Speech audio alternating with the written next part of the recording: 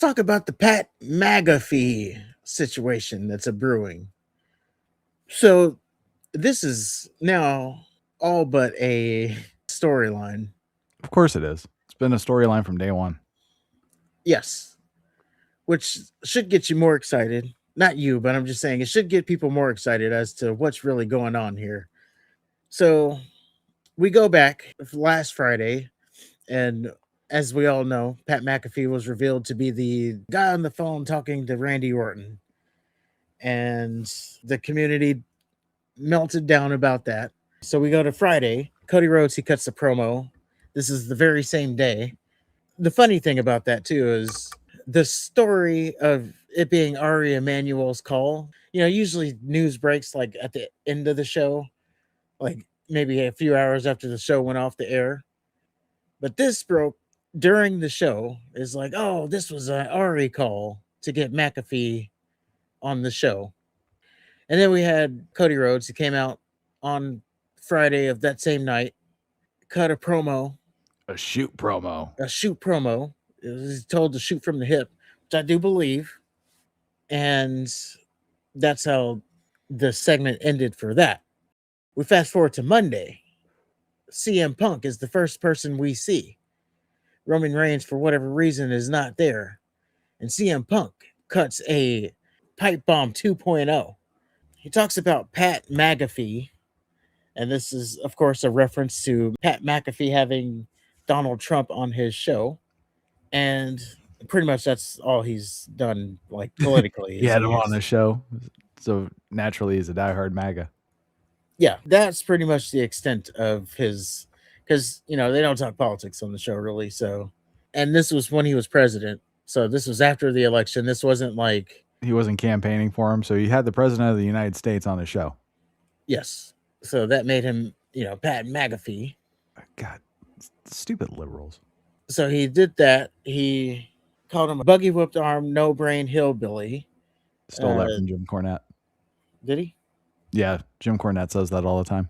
Says that about Vince Russo. He's beefing with Russo? Oh, he hates Vince Russo. That's a historic fucking feud. How do you not know that? I don't know. It's legendary. I don't be watching Jim Cornette or Russo like that. Yeah, the hatred's deep. Well, that's interesting.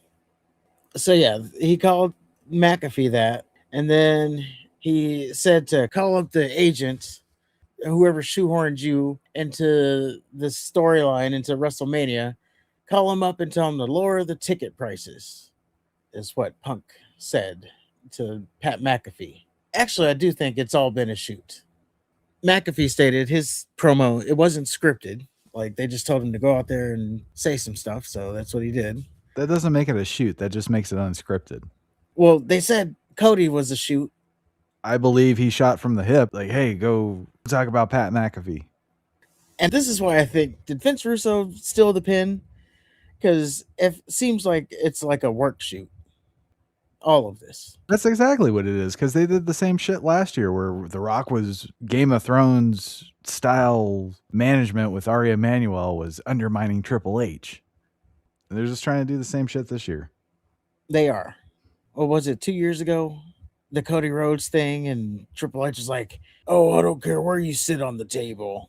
When he said, I run the show, doesn't matter where you sit on the board, or something like that. I don't know, you made a Rock reference. That was 2 years ago. Yeah, it was 2 years ago. And make that mega WrestleMania match, and then the fans cried about it and didn't do it. So that was McAfee's part. And again, I think it was a planned thing, but I also think they just told him to go out there and say shit. So what we initially thought was, well, sorry, not we. What the internet initially thought was that Ari was undermining Triple H and he was getting involved in this, which could still be the case. Like, they could still just be making this all story from something that's actually there. But I don't know. People were saying, oh, Triple H, they're going to replace him in 12 months. I saw a lot of that. I think Ari Emanuel probably said, hey, can we squeeze Pat McAfee in? He wants to do something. And then Triple H was like, hey, well, what if we did this? I think that's what it was, too. It always comes back to it was someone else. And Triple H is just in this spot where he can't say no. Yeah. Like, Does he no, not have any balls? yeah, no, Triple H is very much in the middle of this, as referenced by the text messages where he was text messaging Nick Nick Khan Khan. to no reply. And he even mentioned, did you talk to Ari yet? Like, he's dead set in the middle of this. And let's say it was getting to a point where they were going to take out Triple H, which I don't think they are at all. I think if they did try to take him, he's going to drag people down. Like, he ain't going down silently. He's taking people with him. Probably. It's one of those things like, well, who are you going to replace him with? That chick that's running Raw? Because Raw sucks. No, Gerwartz. Gerwartz is a writer, though. He doesn't know anything about running wrestling. This is the wrestling community. That's what they mean. They're going to replace him with Gerwartz. Yes. All they're talking about is creative. They don't care about the other stuff. Triple Like H talent acquisition and yeah, they're putting all that aside. This Okay. is only about creative right now. Like, yeah, you forget that Triple H is like finding talent and building talent, and he's doing all them pictures with the points. yeah, he's not like creating the most compelling storylines. Far from it. Yeah, but he is doing a lot of other stuff. And yeah, just me talking. If he were to go down, Ari and Nick Khan might as well pack up and come with him, because I just so happen to believe that, also based off of these text messages, that he may have some dirt on them. I don't think he would on Ari.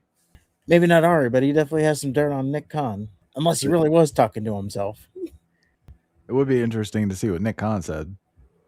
Maybe his is like, that motherfucker. Yeah. But yeah, it's just funny that you see Triple H's thread, and it's like, deleted message. Yeah. Like, oh, what'd you say back? Well, I don't know. I just left it there. Did Nick Khan delete him or did Triple H delete him? I think Nick Khan deleted them. Nick Khan probably gave the records over. Oh, let me give them to you. Oh, let me fix this. Yeah. Hold on a second. How do you explain that? I typically delete my messages after I send them. Well, you can't explain that. Oh, I got the smallest gigabyte phone, so I got to delete my messages. But then to have Triple H's side still there. Yeah, but you'd have to actually like physically go into the app and delete the message from the app. You're not deleting your history or, clearing out your inbox. You're going in to the app and changing the information on it. I don't think that has anything to do with your gigabytes. I'm just saying, like, to save space. Because if they're stored on your phone, it's taking up space. Yeah, but that if you delete a message, that shouldn't affect whoever sees it. You would actually have to go into the messaging app and edit it. Yeah. So yeah. What did he say back? So then when somebody asks for that information and you give them that shit, like how do you explain that? And then you're just looking at them like they're just gonna take that for normal. Yeah. I mean, I don't think you can. And if your mouth starts moving, then they know you're lying.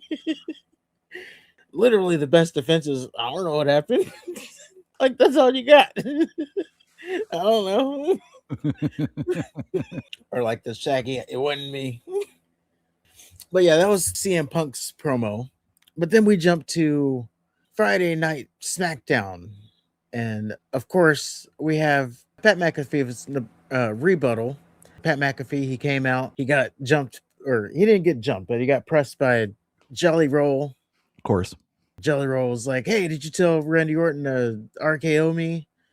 Pat McAfee denied it, but he did say, you shouldn't have been there, Jelly. You're an outsider. It's funny because that's his whole thing. He's the outsider. Yeah. So yeah, then he goes to the ring, and before he talks about the Cody Rhodes thing, he addresses CM Punk, talking about WrestleMania prices being too expensive. And he says that he's right. This being CM Punk. He's right. WrestleMania prices are too expensive because if it weren't for Randy Orton, who would watch this show? I did like how he was just shitting on San Jose. And there was a part where, like early on in his promo, where he just stopped and then climbed the turnbuckle and gave them the finger. Like he didn't say anything to him. He just stopped what he said, climbed the turnbuckle, gave him the finger, and then continued to what he was saying. Yeah. And then there's a point where he's like, "Have you ever won a Stanley Cup here?" It's like, "Ever?" But basically, yes, he says essentially CM Punk is not a draw, and he doesn't look like a draw. And he was talking about people who were a lot more successful, a lot more rich, and in a lot better shape than him. CM Punk, he was talking about The Rock, he was talking about Ari Emanuel, and then Pat McAfee. So Pat McAfee said, a lot more successful and a lot better shape. So I assume he was talking about The Rock being in better shape, which again could play a role into if that's the higher power. But he says that, and then he says it was hard to take Punk seriously when he was talking in this promo because you couldn't help to notice that Punk had on a officially licensed WWE jacket and an officially licensed WWE shirt. And also he noticed that CM Punk has 284 things available on shopwwe.com. And he said, you know, those merchandise checks that come from TKO, who you're so against, does that go back to the needy fans who can't afford WrestleMania? Or does it go into your bank account that's titled, "I'm sorry, Saudi Arabia"? Oh. Now, this is what makes it seem like it's a work shoot because, except for the John Cena thing, when he was like, "Oh, you're going to have to follow me to Saudi to get this title," they've never really treated Saudi as like a bad thing. Like it's always been a good thing. Right. Like they're always sucking on the Saudis' teat. So for them to treat it like it's a bad thing here, that also makes it seem like I don't think it was necessarily a dig at Saudi. I think it was more of a dig at Punk apologizing like a bitch. what you And did. And I gotta be honest, I don't like that whole thing about the, "Oh, do you give your money back?" Like, no, it's my money. right. Why am I gonna give it back? I got a family to feed, I got a life to take care of, I gotta pay bills. Why am I gonna be giving away my money? It's bad enough I gotta pay taxes and shit. Yeah, no shit. Just anybody, whenever they say like the whole, "Oh, are you donating your money to," no, I'm not. I have to pay my bills too. So I don't know. This is you're rich, so you should give your money away. No, that's not how I got rich. And I'd like to stay the way that I am. So Yeah. there's I mean, you can give to his community or something, but yeah, he's not responsible for ticket sales or ticket prices. yeah. Oh, by the way, before SmackDown, they teased a major announcement, and the major announcement now comes to a head because Pat McAfee announced that WrestleMania tickets for Saturday only, because that is the night that Randy Orton is on, will be 25% off. And then he literally says Sunday is ass. So I wouldn't recommend even watching Sunday night, but you can get 25% off for Saturday. That's what he literally said. And again, that's burying the fact that CM Punk is the marquee. Also, so they're making this whole story about ticket prices, which is not going to work because, yes, you're lowering ticket prices, but now you're like a week away from WrestleMania. They got to get there, even if they Right. buy the tickets. You got to do that like a month in advance if you're going to do that. Give people time to try to get flights and shit. No shit. Let me drive across country. Last minute notice. And of course, I'm going to have to call in the work because They'll be getting okay with it. getting a day off a few days before, good luck with that. They're going to have to check the numbers, as I've always heard. So, yeah, the other thing about that 25% off thing is the official sponsor for WrestleMania, Ram Trucks, are going to be footing the bill for 25% off. So, TKO still didn't lower the prices. They just had Ram, their sponsor, pick up 25% of the price. So I thought that was funny. They still didn't lower the price, No. But they but lowered the price for the fans. That's what counts. Yeah, but TKO still getting their whole pie. Well, of course, it's a win-win. Yeah. So we had that. Then he moves on to the Cody Rhodes portion because, again, they're going to be headlighting Saturday. And he talks Finally about, gets to Cody Rhodes. yeah. By the way, this is like a 25-minute segment. Yeah, it was fucking long as shit. So him and Cody Rhodes, they share barbs back and forth. Cody Rhodes tells Pat McAfee that he's done something rare. He's united the whole wrestling community to agree that they want to see Randy Orton and not Pat McAfee. Tells Pat McAfee to go home. And he also threw in the little thing that you brought up last week that Randy Orton didn't debut until after the Attitude Era. He was like a teenager when the Attitude Era was going on. So there's that. And he mentioned that last time we saw Pat McAfee, he was yeeting on the table. So, yeah, you really hate this place, don't you? Which it all makes sense that that was the last we saw of Pat McAfee. So It makes sense, but nobody looks good. it doesn't. Pat McAfee, he comes back at Cody Rhodes. He talks about how Cody Rhodes is one of the fakest dudes in wrestling. He's got his fake hair, his fake teeth, his tailored suits that are $10,000 that he wears because Ric Flair told him it was the right thing to do.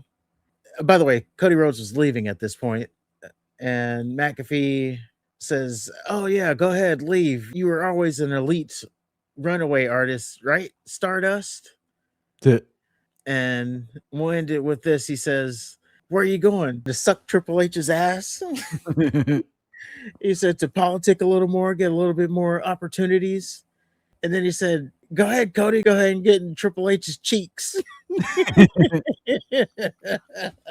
And then, yeah, Cody Rhodes, he comes back. At this point, Randy Orton appears on the Titantron, and the segment ends with a beatdown of Cody Rhodes and Jelly Roll, who, Of course, I had to be there. yes, who got attacked in the backstage by Randy Orton through all this segment. Randy Orton drags Jelly Roll out. They beat him down, and yeah, the segment ends with McAfee walking out with the title over his shoulder, not Randy Orton. I'm loving this Cody Rhodes Pat McAfee feud. Can't wait for the match. Well, it'll happen at Backlash. We thought this was like a shoot thing, but it's definitely now clear that it's a storyline. Well, when they And started talking that weak ass promo that CM Punk gave, and they like, "Oh, it's a pipe bomb." He even called it a pipe bomb. Like, oh, okay, he called it a pipe bomb. yeah, Oh yeah, he said, "You tell me wanted to a go pipe out." bomb or something. Yeah, this is what you get when you ask for a pipe bomb. The first pipe bomb was so legendary. And That may, organic. yeah, that may have been the last time I ever thought like, oh man, that was real. And also, that's how you know it wasn't a pipe bomb because he would have mentioned the doofus son-in-law. Well, no, they're friends now. They love each other. I guess so. But like I said earlier, this could be leading to a bigger story, some kind of power struggle that may lead to The Rock coming back. I would say this is gonna like go over the year. This is not like something that's ending soon. This is like the next phase of WWE. And I'm not even saying like the Pat McAfee involvement. I'm just saying like this turn, this whole wrestlers versus the TKO leads to some kind of power struggle, and then yeah, leads us to next year's WrestleMania where The Rock would either be there or not.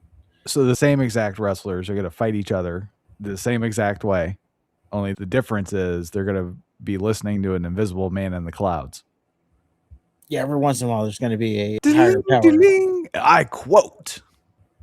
No, not that. There's just going to be, oh, you know, by the way, you know, last week, this is just like a little